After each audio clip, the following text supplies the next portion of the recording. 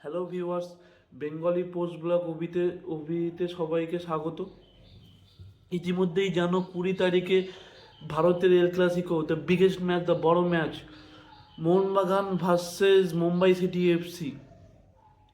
জানো Mohun Bagan versus Mumbai city FC ম্যাচে কী রকমের রাইভেলরি হয়। আমি যদি বলি head to head total ISL head to হেডে 11 বার দেখা হয়েছে। তার মধ্যে মুম্বাই সিটি এফসির কিন্তু পাল্লা ভারী। মুম্বাই সিটি এফসি জয়লাভ করেছে 7টা, মোহনবাগান জিতেছে 1টা, আর বাদ বাকি 3টে ম্যাচ ড্র হয়েছে। তাহলে বুঝতেই পারছো কিন্তু আইএসএলে কিন্তু মুম্বাই সিটি এফসি পাল্লা ভারী।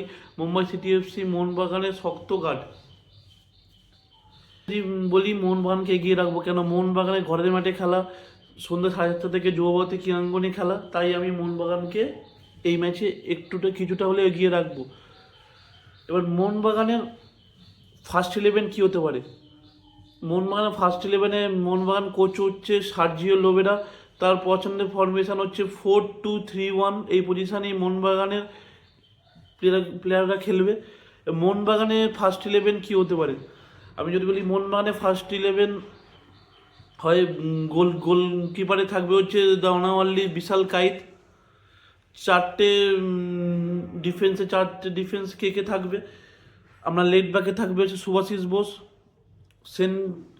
সেন্ট্রাল ডিফেন্সে থাকবে হচ্ছে আপনার আলবাতো রড্রিগেস, সঙ্গে মেহতাব সিং।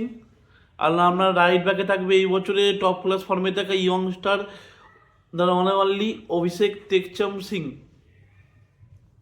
মোহনবাগানের দুখানা মিডফিল্ড, আপনি যদি সেন্ট্রাল মিডফিল্ড বলেন, ডিফেন্সিভ যাই বলুন, সেই মিডফিল্ডে থাকবে হচ্ছে আমার প্রথম ফেভারেট দাওনাওয়াল্লি, অনুরোধ Thapa. Deep line play maker হিসাবে কখনো রোল করছে, কখনো ডিফেন্সে সহায়তা করে, অ্যাটাকেও সহায়তা করে। অনেকটা দেখবেন ডিপ লাইন প্লে মেকার হিসাবে রোল প্লে করছে অনুরোধ থাপা মোহনবাগানের টিমে। আর সেকেন্ড হচ্ছে দাওনাওয়াল্লি, আমার সেকেন্ড ফেভারিট দাওনাওয়াল্লি, আপুইয়ার আলতে।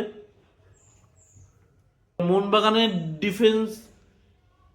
ডিফেন্স থাকবে হচ্ছে সুভাশিস বোস, আলবাতো, মেহতাব সিং আর অভিষেক টেকচাম আর আপুইয়ার থাপা। এই 6জনের ওপর মোহনবাগানের ডিফেন্স দাঁড়িয়ে। মোহনবাগানের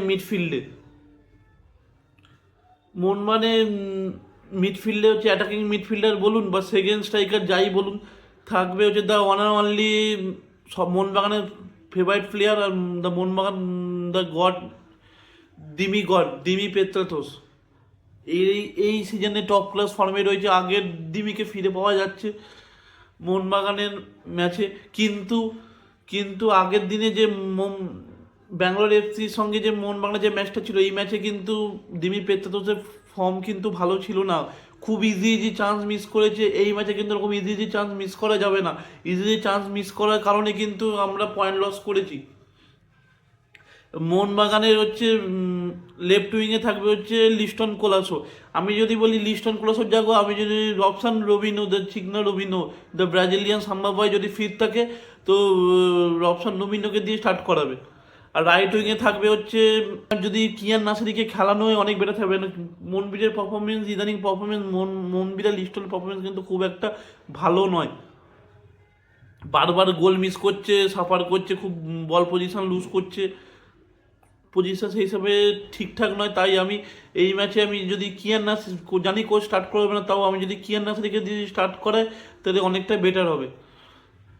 আর আপনার স্ট্রাইকার লাইনে থাকে একটা স্ট্রাইকার জেমি ম্যাকলারেন। এইটা হচ্ছে মোহনবাগানের ফার্স্ট 11। মোহনবাগানের শক্তি হচ্ছে মোহনবাগানের ডিফেন্স, ফুলব্যাক, দুটো ফুলব্যাক কনস্ট্যান্ট ওভারলোড করে, ওয়ার্কলোড করে, ও উঠে নেমে খেলে।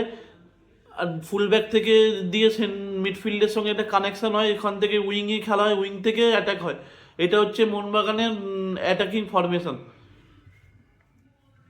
এবার মুম্বাই সিটিএফসি ফরমেশন কী হতে পারে। মুম্বাই সিটিএফসি ফরমেশন 4-2-3-1 কখনো কোচ খেলায় পিটার ক্যাকরি, কখনো 4-3-3-তেও খেলায়। আমি বেশিরভাগ দেখি পিটার ক্যাকরি 4-3-3 পজিশনেই খেলাচ্ছে। তাই 4-3-3 পজিশনে হিসাবে মুম্বাই সিটিএফসির গোলকিপারে থাকবে হচ্ছে লাচাম্পা, খুবই এক্সপিরিয়েন্স গোলকিপার। গোলকিপারের দিক থেকে আমি মোহনবাগানে গোলকিপারকে এগিয়ে রাখবো বিশাল কাইতে, কারণ বিশাল কাইত অনেক পোটেন্সিয়াল, অনেক গোল্ডেন গ্লাভসের দাবিটা, তাই আমি বিশাল কাইতে এগিয়ে রাখবো এখানে। এবার ডিফেন্সে থাকবে হচ্ছে আপনার লেফট ব্যাকে থাকবে হচ্ছে আকাশ মিশ্রা খুবই পোটেন্সিয়াল প্লেয়ার, ইন্ডিয়া টিমের প্লেয়ার, কিন্তু ইদানিং চোট আঘাতে ভুগছে, আগের ফর্মে নেই আকাশ মিশ্রা, তাই আমি সুভাশিস বোসকে লেফট ব্যাকে এগিয়ে রাখবো আকাশ মিশ্রার থেকে।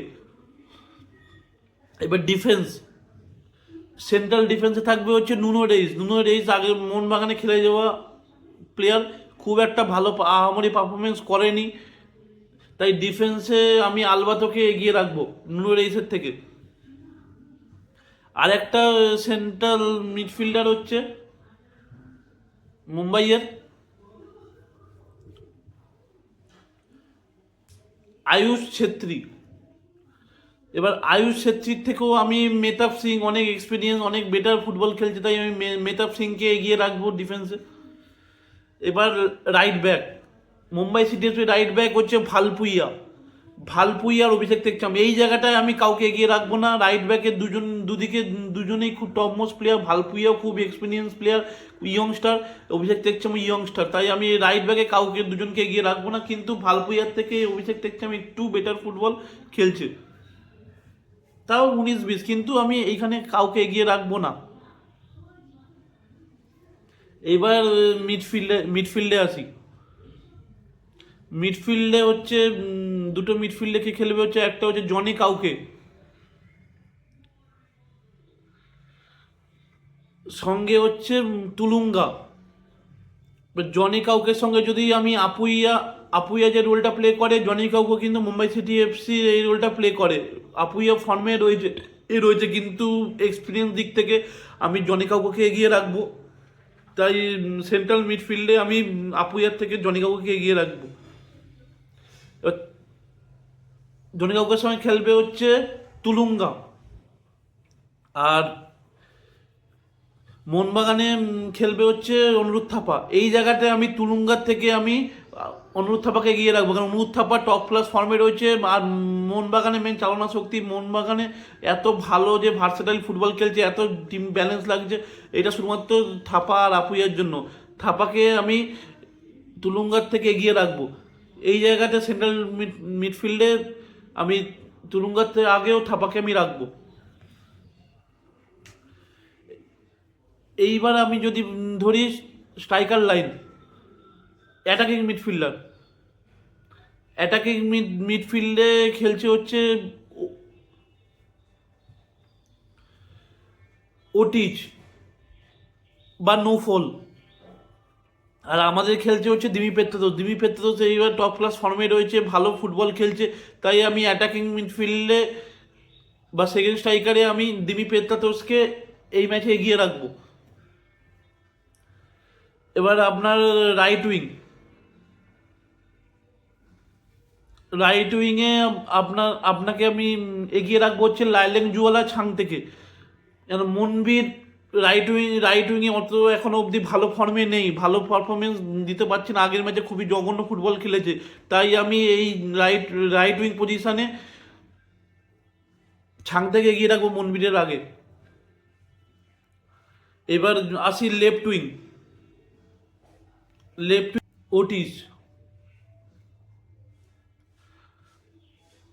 তাই আমি রাইট উইংয়ে লিস্টন কোলাসের আগে ওটিসকে গিয়ে আমার লিস্টন কোলাসও ফর্মে নিয়ে খুব বাজে বাজে গোল মিস করছে, তাই আমি এই ম্যাচে লেফট উইংয়ে আমি ওটিসকে গিয়ে রাখবো। যদি রবসান রবিনো যদি খেলে, তাহলে আমি ওটিজের আগে রবসান রবিনোকে রাখবো, তাহলে মোহনবাগান এই পজিশনে এগিয়ে থাকবে। এবার দেখা যাক মোহনবাগানে রবসান রবিনোকে নামায় না লিস্টন কোলাসোকে নামায়, লিস্টন কোলাসো নামলে আমি ওটিজকে এগিয়ে রাখবো।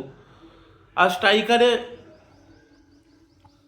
দুটো অপশান আছে, একটা হচ্ছে, আর মোহনবাগানে আছে হচ্ছে the one and only the Jamie Maclaren, the Australian god, a league legend Jamie Maclaren, এই জায়গাটায় আমি জেমি ম্যাকলারানকে এগিয়ে রাখবো, এখন অবধি গোল্ডেন বুটে দাবিদার।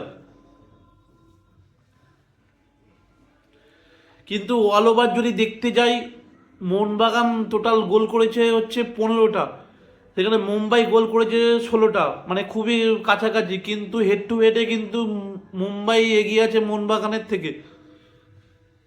এবার ফাইনালি দেখা যাক এই ম্যাচে লাস্ট অব্দি কী হয়। আমার মতে এই ম্যাচে মোহনবাগান ফেভারেট, কেন মোহনবাগান এখনও আইএসএল এর টপে রয়েছে, 1 নম্বর পজিশনে রয়েছে। 5 ম্যাচ খেলে মোহনবাগানের পয়েন্ট সংখ্যা হয়েছে 13, গোল জিডি হচ্ছে 12। মোহনবাগান হচ্ছে 1 নম্বর পজিশনে আছে। সেকেন্ড পজিশনে আছে হচ্ছে আপনার জামশেদপুর এফসি। এবার থার্ড পজিশনে রয়েছে হচ্ছে Mumbai city FC. Mumbai city FC 5 match খেললে ওদের পয়েন্ট হচ্ছে 11, মানে 2 পয়েন্টের ডিফারেন্স। এখনো অবধি যদি দেখি এই আইএসএল এ মোহনবাগানও আনবিটেন, মুম্বাইও আনবিটেন। মোহনবাগানকে এই ম্যাচে কিছুটা এগিয়ে রাখবো, কারণ হচ্ছে মোহনবাগান অনেক প্রি সিজন অনেক আগে করেছে, অনেক ব্যালেন্স লাগছে। সেখানে মুম্বাই অনেক লেটে প্রি সিজন করেছে, কিন্তু আবার এটাও মনে রাখতে হবে মুম্বাই সিটি এফসির মিডফিল্ডে জনি কাউকের মতো এক্সপিরিয়েন্স প্লেয়ার আর আছে, যে কোনো টাইমে মোড় ঘুরিয়ে দিতে পারে খেলার। আর জনি কাউকে কি পোটেন্সিয়াল প্লেয়ার, মোহনবাগান খেলে কেমন প্লেয়ার তুমি সবাই জানো, কি ভয়ঙ্কর রূপ ধারণ করে দিতে পারে সবাই জানো। এবার দেখা যাক ফাইনালি কি হয়। আমার কমেন্ট সেকশানে জানিও এই ম্যাচে কে এগিয়ে থাকবে বা ক গোল হতে পারে। আমার মতে এই ম্যাচে মোহনবাগান 2 গোল নাহলে 3 গোলে জেতা উচিত, 1 গোলে বা 2 গোলে বা 3 গোলে জেতা উচিত। এবার দেখা যাক তোমরা কি বলো, আমাকে অবশ্যই এবার কমেন্ট বক্সে জানিও। আর আমার এই ভিডিওটা লাইক অ্যান্ড সাবস্ক্রাইব করে দিও, তাহলে আমি যে কোনো স্পোর্টস ব্লগ নিয়ে ভিডিও বানাই, যে কোনো ভিডিও তোমাদের কাছে বেল আইকন যদি ক্লিক করে রাখো, যে কোনো ভিডিও তোমাদের কাছে সবার আগে যাবে। যাই হোক।